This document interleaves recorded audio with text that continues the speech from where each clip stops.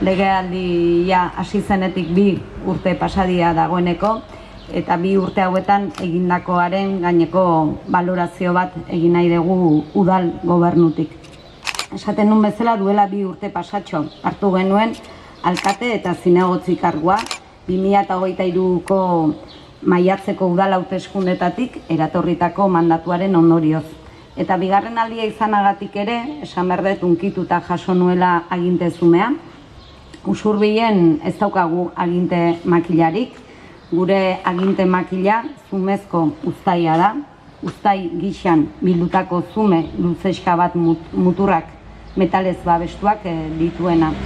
Eta aginte zume hori xumea dela esango nuke, baina xumea bada ere malgua da, eta ez hauskorra, borobila eta ez goitik berakoa. Eta nire ustez, zumezko uztai horrek erakusten du agintea nolakoa izan behar duen.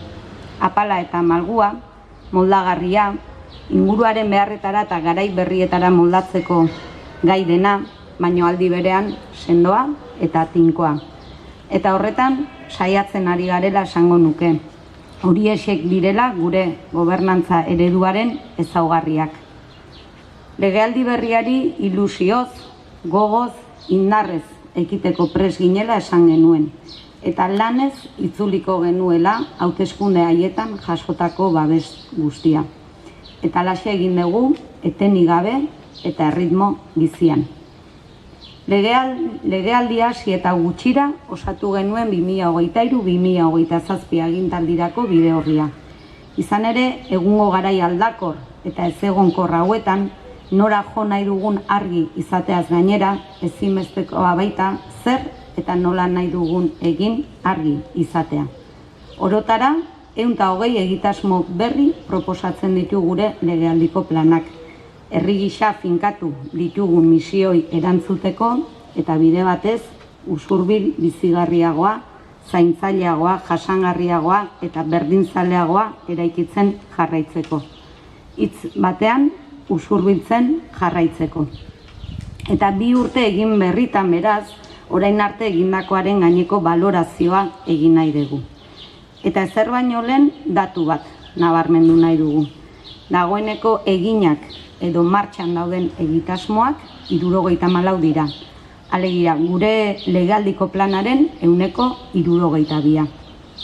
Urrengo 2 urteetan egite aurreikusten direnak, beste 28 proiektu dira, 123, eta arrazoi ezberdinak tarteko ia seguru egingo ez direnak 15 bat neurri izango dira.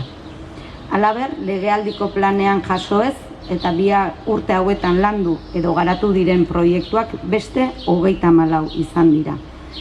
Beraz, datu guzti hauek eskutan, esan dezakeguna da hitz gutxitan, 2 urte hauek zinez emankorrak izan direla. Aurrera eraman ditugun proiektu guztiak zerrendatzea ezinezkoa da, bestela, segurazki bihar hemen egongo ginateke txopinazoa botatzeko, baina bai behintzat bakarren batzuk aipatu nahiko genituzkenak, ez? Legealdiko hasiera honetan, aurreko legealditik zetozen proiektu batzuk bukatzen pasa ditugulako lehen hilabeteak behintzat, eta baita ere, legealdi honetarako aurreikusita genituen proiektu estrategikoen, proiektu estrategikoiek martxan jartzen.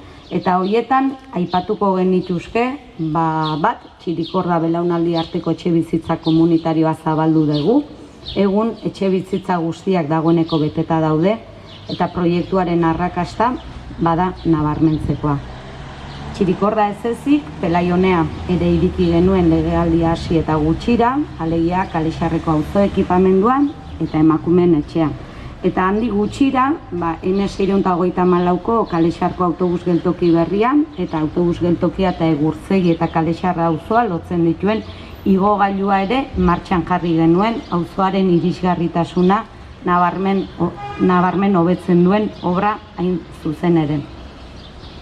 Bestetik, 2022ko urrian aurkeztu genuen jendaurrean 650 usurbil bizi proiektua, alegia usurbilek dituen identidadean, baloretan, ondarean edota proiektu eraldatzailetan oinarritutako eskaintza bat proposatzen digu 650 bizi proiektuak, Eta proiektua sustraitu egin dela esango genuke eta dinamizazioa egonkortu egin dela Noauaren eskutik eta dagoeneko martxan daude hainbat eta hainbat proiektu, proiektu horretatik eratortzen direnak, ez? Eta datu bat eman nahi dugu. Esaterako 2023an 59 bisita egin ziren eta bisita horietan 469 pertsonak parte hartu zuten, edota 2024an bisita gehiago egin ziren 60 eta bisitariak 700 izan ziren. Eta 2 urte hauetan zerbait nabarmenduko bagenu da Zumetaren muralaren 50. urteurrenaren karietara aurrera eramandako egitarau zabala, Auzoa Zumeta eta Kulturgenearekin elkarlanean. Beste erronka bat, herri honek duen beste erronka bat zaintzarena da, eta esan dezakegu gaur egun Usurbil herri aitzindaria dela eremu honetan. 5 urtetako gogoeta kolektibo eta komunitario baten ondorioz, bestelako zaintza eredu bat martxan jarria daukagu, eta baita ere zaintza ekosistema bat egituratua, martxoaren 29an Zutegin egindako ekitaldian erakutsi genuen, edota ikusi ahal izan genuen bezala. Aurrera jarraitzen dugu, eredu berrian, pertsona bat bizi plan bat, eta esan dezakegu momentu honetan ere beste 2 proiektu importante ditugula martxan ere zaintzaren eraldaketa prozesu honetan. Bai, etxez etxeko eredu berri baten gainean ari gara lanean, nabarmen hobetuko lukena zerbitzua eta baita ere bertan lanean ari diren langileen baldintzak, eta bestetik Egurtzegin kokatuko diren bizi osorako etxe bizitzak ere laster zabalduko ditugu. Nabarmentzekoen artean ere, gaur egungo garain hasi hauetan, bada gure ustez Usurbil harrera herri izateko bidean egiten ari garen lanera, gure herrira bizitzera datozen edota egoera zaurgarrian egon daitezkeen herrikideen integrazio komunitarioa sustatzea degulako helburu, eta helburu horretan harreman proiektua martxan daukagu edo baita ere aholkularitza juridikorako zerbitzua. Udala gertu misioaren barruan, udalak herritarrei ematen dien zerbitzua hobetzeko asmoz, hainbat aldeketa egin eta bideratzen ari dira. Hala, udaletxearen teilatua konpontzeko lanak abuztuan hasiko dira eta horrekin batera udalaren espazioa berrantolatuko da. Horren barruan, harrera gunea baita. Artxiboa ere garbitzen eta digitalizatzen ari gara. Udaleko langileen interinitate tasa ere nabarmen txikitu da, 25 lanpostu egonkortu ostean. Misioan baitan, gobernantza eredua osatzen ari gara herriko talde eta eragileen artean. Elkargunea proiektua. Parte hartze prozesua amaituta, proiektuaren oinarriak finkatu dira. Prozesutik eraturri den anteproiektua oinarri hartuta, exekuzioa proiektua idazteko lizitazioa egin behar dugu. Rehabite arkitekturak irabazi du. Dena ondo bidean beraz, urte amairan eskuartan izango dugu exekuzio proiektua eta honekin urte hasieran obrak lizitatu ahal izango ditugu. Ikasgela ere zabaldu dugu.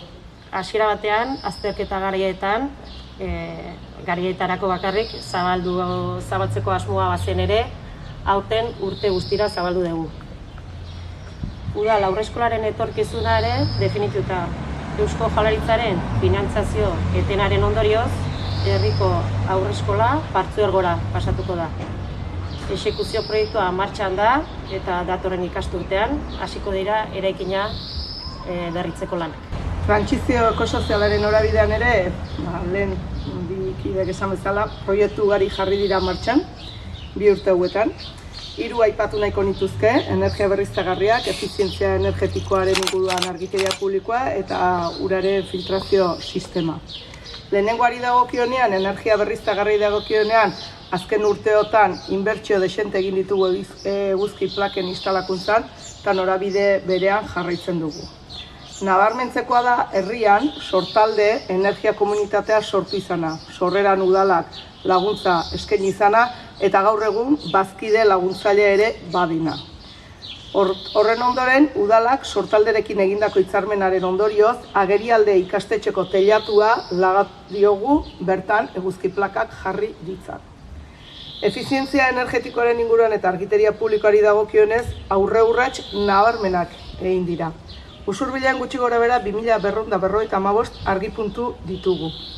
Jadanik, egindako lanei esker, 160 pasatxo argi puntu horiek LED teknologiakin dauzkagu. Eta 2025-26an egingo ditugun inbertsioekin, gure helburua 185 izatea da.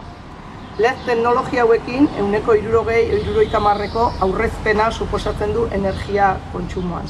Aurreikuspenen arabera, 2 urtetan, 183.000 euro kontsumitzetik edo ordaintzetik, 100.000 euro ingurura igaroko da udala. Beraz, aurrezpen esanguratsua. Lehen esan bezala, aurreko legegintzalditik zetoztin proiektu batzuk gauzatu ditugu, eta horietako bat, eta nabarmendu nahiko genukena da, urari dagokiona. Urari dagokienan burujabe izateko urratz garrantzitsua eman genuen 2024ko maiatzean.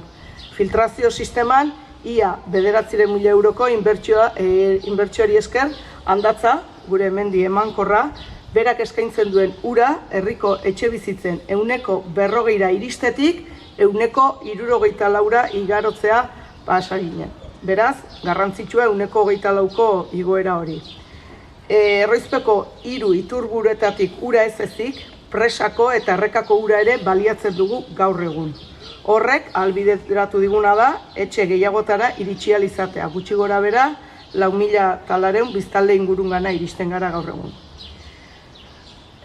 Auzo herrietan ere, inbertsio garrantzitsuak ere bideratzen ari garela esango genuke. Helburua auzo biziagarriagoak izatea delarik.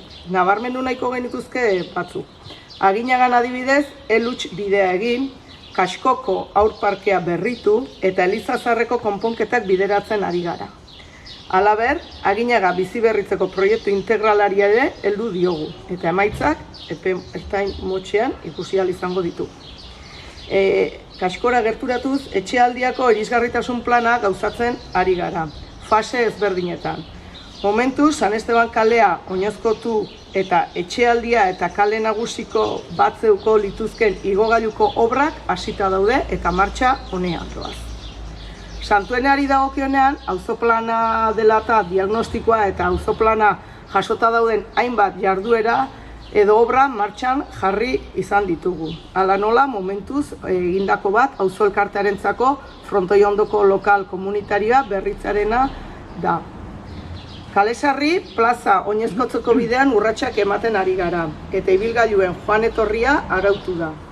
Zubietari dagokionean, bertako Zubietako herri batzarrarei eskaerari erantzunez, Barazar alboako gunean, gune bat zegoen, eta egonean egoteko espazio publiko berri bat, eta erakargarria martxan dago eta gozagarri denentzat.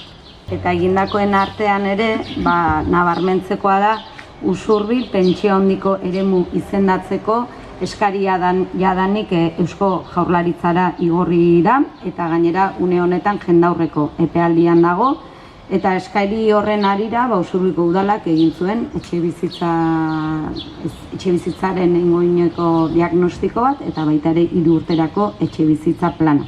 Eta hirigintzaz ari galerarik ere bada nabarmentzekoa, hiri antolamenduko plan orokorra, jada azken fasean dagoela, kopuren aldeko txostena jasota, Gipuzkoako Foru Aldundira igorri eta bertatik behin betiko onarpena ematea baino ez zaigu falta. Egungo garaietan ikusita indarkeria matxistak nola kolpatze gaitun, gai horri ere sakon heltzen ari gera, eta nabarmendu nahi dugu indarkeria matxistaren biktimei arreta koordinazioa eta erreparazioa emateko bigarren tokiko protokoloa eguneratu izana, erakunde ezberdin arteko elkarlanaren bidez, eta baita ere hortik eratorrita bestelako lanketa abiatu genuen herriko jai batzorde eta eragile ezberdinen artean, sexu erasoen aurkako protokoloa ere berritu dugu. Kirolaren esparruan egindakoak ere ez dira gutxi eta nabarmenduko genituzke, batetik mugiment proiektuarekin bat egin izana eta proiektu horrekin bat egitearen ondorioz Usurbildarrek Araba, Bizkaia eta Gipuzkoako kiroldegiak erabiltzeko aukera dute, Kirolari txartela ere martxan dago, eta aurten bertan gainera ere skate parka handitzeko obrak bizitatuko ditugu. Aurrez, esan bezala beraz, egindakoak edota martxan jarritakoak asko dira legealdi planean aurreikusi ez eta martxan jarri direnak gainera, eta horien artean nabarmenduko genuke esate baterako irisgarritasun unibertsalerako plana osatzeko prozesua, kale egoeran bizi direnen oinarrizko beharrak asetzeko protokoloaren osaketa eta martxan jartzea, edota hilabetean behin udalaren jardunaren berri ematen duten kudeaketa txostenak esate baterako. Guzti honen berri irailean aldizkari bat aterako dugu, nolabaite agintaldiko balantza egitearekin batera neurri zehatzen betetzen mailaren berri eman nahi diogu herritarrei, esan bezala aldizkari baten bidez. Etxez etxe banatuko genuke eta bertan gure gobernantza ereduaren ezaugarrietako bat bada gobernantza, bada gardentasuna, bada kontu ematea, eta aldizkari hori ere pixka bat helburu hori ditu, ez? Herritarrei kontu ematea emandako hitzaren betetze maila zertan den azaltzeko asmoa baitu.